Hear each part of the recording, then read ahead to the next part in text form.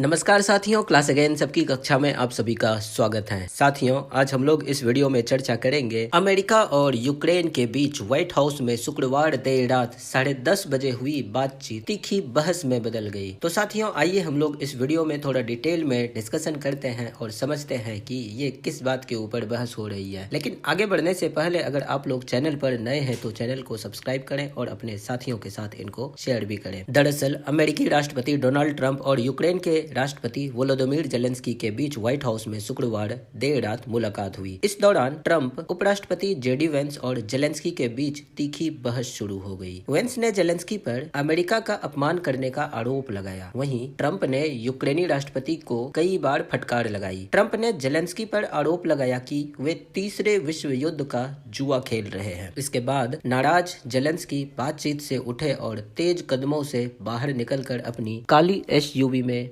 बैठकर होटल के लिए निकल गए। दोनों नेताओं के बीच मिनरल्स को लेकर डील होनी थी, लेकिन यह बातचीत कैंसिल हो गई। रात करीब 10 बजे जब जेलेंस्की ट्रंप से मिलने व्हाइट हाउस पहुंचे तो ट्रंप ने दरवाजे पर आकर उनका स्वागत किया। दोनों ने हाथ मिलाया। फिर ट्रंप ने जेलेंस्की की तरफ इशारा करते हुए मीडिया से कहा, ये आज अच्छे से तैयार होकर आए हैं। दोनों राष्ट्रपति व्हाइट हाउस के ओवल हाउस पहुंचे। यहाँ पर मीडिया के बीच दोनों की बातचीत शुरू हुई। ट्रंप ने कहा कि अगर वे और जेलेंस्की मिलकर रूस और यूक्रेन के बीच जंग को रोक देंगे तो ये बहुत अच्छा होगा। जेलेंस्की ने ट्रंप को जंग की तस्वीरें दिखाई। ट्रंप से बातचीत के दौरान जेलेंस्की ने कहा, शांति की डील में रूसी राष्ट्रपति पुतिन के साथ कोई समझौता नहीं होनी चाहिए। इस पर ट्रंप ने कहा, हम चाहते हैं ये जंग जल्द से जल्द खत्म हो जाए। उम्मीद है कि हमें ज्यादा सेना नहीं भेजनी पड़ेगी। ट्रंप का कहना है कि अगर अमेरिका रूस और यूक्रेन दोनों के साथ तालमेल नहीं रखता है तो कोई समझौता संभव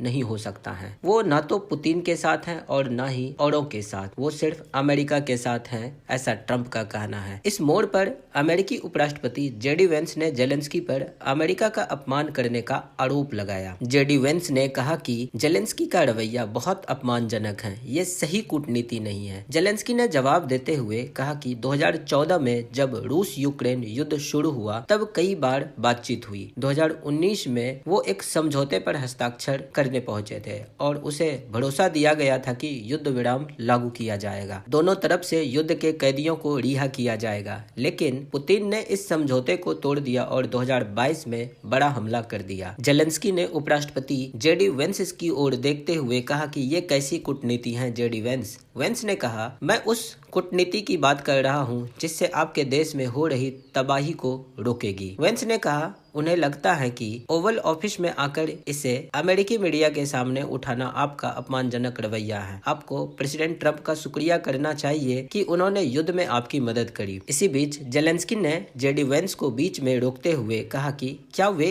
यूक्रेन गए हैं वहाँ की समस्याओं को देखने के लिए। इस पर जेडी वेंस का जवाब आता है कि वो इसके बारे में पढ़ा है और उन्होंने देखा है, लेकिन क्या आपको लगता है उस देश के प्रशासन के प्रति अपमानजनक रवैया दिखाना सही है जो आपके देश की बर्बादी रोकना चाहता है। इस पर जेलेंस्की ने कहा, जब आप युद्ध में होते हो तो सबके साथ परेशानियां होती हैं। भविष्य में इस युद्ध का असर अमेरिका पर भी पड़ेगा। ट्रंप ने इस पर कहा, हमें मत बताइए कि हमें क्या महसूस करना चाहिए। आप हमें यह बताने की स्थिति में नहीं है कि हम क्या महसूस करेंगे। ट्रंप उंगली दिखाकर अपनी बात जारी रखते हैं। आप हमें कुछ भी बताने की स्थिति में नहीं है। आपके पास चलने को कोई चाल ही नहीं है। आप लाखों लोगों की जिंदगी से खेल रहे हैं। आप वर्ल्ड वॉर 3 की संभावना से जुआ खेल रहे हैं। आप इस देश का अपमान कर रहे हैं। इसके बाद जेलेंस्की ने कहा कि मैं आपका बहुत सम्मान करता हूं। ट्रंप ने फिर उंगली उठाकर जेलेंस्की की ओर इशारा किया। जेडी वेंस ने गुस्से में पूछा, क्या आपने इस बैठक में एक बार भी धन्यवाद कहा? जेलेंस्की ने जवाब दिया, कई बार। वेंस ने तुरंत कहा, नहीं, इस बैठक में क्या आपने धन्यवाद कहा? आप पेंसिल्वेनिया गए और वहाँ हमारे विपक्षी के लिए प्रचार किया। अमेरिका और राष्ट्रपति के लिए कुछ आभार तो जताइए जो आपका देश बचाने की कोशिश कर रहा है। जेलेंस्की ने वेंस से कहा, आप सोचते हैं कि अगर आप युद्ध के बारे में ऊंची आवाज में बोलेंगे, ट्रंप उनकी बातों को बीच में काटते हैं और ट्रंप वेंस की तरफ इशारा करते हुए कहते हैं वे ऊंची आवाज में नहीं बोल रहे। जेलेंस्की बोलने की कोशिश करते हैं लेकिन ट्रंप हाथ हिलाकर उन्हें रोक देते हैं। ट्रंप ने कहा, नहीं नहीं, आप बहुत बोल चुके, आपका देश बड़ी मुसीबत में है। जेलेंस्की ने इस पर कहा कि वो जानते हैं कि उनका देश बहुत खतरे में है, बहुत मुसीबत में है। ट्रंप सख्त लहजे में बोले, आप यह युद्ध नहीं जीत रहे हैं, लेकिन हमारी वजह से आपके पास इससे सही सलामत बाहर आने का अच्छा मौका है। हमने आपको मूर्ख राष्ट्रपति यानी बाइडेन की तरफ इशारा करते हुए उन्होंने कहा कि उनके जरिए $350 बिलियन दिए, आपको सैन्य उपकरण दिए। अगर हमारे उपकरण ना होते तो यह युद्ध 2 हफ्ते में खत्म हो जाता। जेलेंस्की ने इस पर कहा, पुतिन ने कहा था कि 3 दिनों में सब खत्म हो जाएगा। ट्रंप इस पर कहता है कि अगर अभी युद्ध विराम हो सकता है तो मैं आपको यही करने को कहूंगा ताकि गोलियां चलनी बंद हो जाए। जेलेंस्की शांत लहजे में बोले, बिल्कुल, मैं युद्ध रोकना चाहता हूं। मैं ऐसा युद्ध विराम चाहता हूं जिसमें ठोस गारंटी हो। आप यूक्रेन की जनता से पूछिए कि वे युद्ध विराम के बारे में क्या सोचते हैं। तो इस तरह से जेलेंस्की और ट्रंप के बीच एक तीखी बहस हुई और इस तीखी बहस के बाद जेलेंस्की अचानक से उठे और तेज रफ्तार में अपनी कार में जाकर बैठ गए और अपने होटल की तरफ रवाना हुए। इसके बाद ट्रंप ने सोशल मीडिया प्लेटफॉर्म पर लिखा कि जेलेंस्की तब वापस आए जब वे शांति के लिए तैयार हो। ट्रंप ने अपने सोशल मीडिया ट्रूथ सोशल पर लिखा, आज व्हाइट हाउस में हमारी बहुत अहम बैठक हुई। हमने ऐसी बातें जानी जो दबाव भरी चर्चा के बिना कभी समझ में नहीं आती। कितनी हैरानी की बात है कि भावनाओं के बीच क्या क्या सामने आता है। मुझे यह समझ आया है कि अगर अमेरिका शांति लाने की कोशिश करता रहा तो राष्ट्रपति जेलेंस्की शांति के लिए तैयार नहीं होंगे, क्योंकि उन्हें लगता है कि हमारी भागीदारी उन्हें बातचीत में बड़ा फायदा देता है। मैं कोई फायदा नहीं चाहता, मैं शांति चाहता हूँ। जेलेंस्की ने अमेरिका के सम्मानित ओवल ऑफिस में ही अमेरिका का अपमान किया। वे तब वापस आ सकते हैं जब वास्तव में शांति के लिए तैयार हो जाए। इस पर जेलेंस्की ने कहा कि मदद के लिए अमेरिका का शुक्रिया। इस पूरे वाकये के बाद भी जेलेंस्की ने एक्स पर पोस्ट में अमेरिका का शुक्रिया अदा किया। उन्होंने लिखा, धन्यवाद अमेरिका, आपके समर्थन के लिए धन्यवाद, इस यात्रा के लिए धन्यवाद। धन्यवाद अमेरिकी राष्ट्रपति का, कांग्रेस और अमेरिकी जनता का। यूक्रेन को न्याय संगत और स्थायी शांति की जरूरत है और हम ठीक उसी के लिए काम कर रहे हैं। जेलेंस्की दरअसल मिनरल डील के लिए पहुंचे थे। जेलेंस्की और ट्रंप के बीच इस मुलाकात में मिनरल्स को लेकर डील होनी थी, लेकिन यह डील कैंसिल हो गई। यूक्रेन अमेरिका को रेयर अर्थ मटेरियल देने के लिए राजी था। इस डील के बदले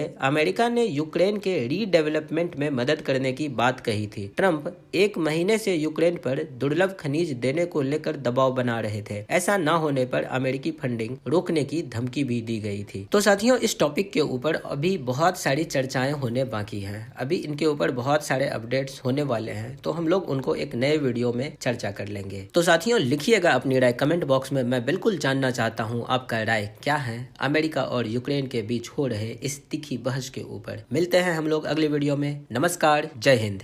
I'm talking about the kind of diplomacy that's going to end the destruction of your country. Yes, but if you are Mr. not President, strong... Mr. President, with respect, I think it's disrespectful for you to come into the Oval Office and try to litigate this in front of the American media. Right now, you guys are going around and forcing conscripts to the front lines because you have manpower problems. You should be thanking the President for trying to bring an end to this conflict. Have you ever been to Ukraine that you say what problems we have?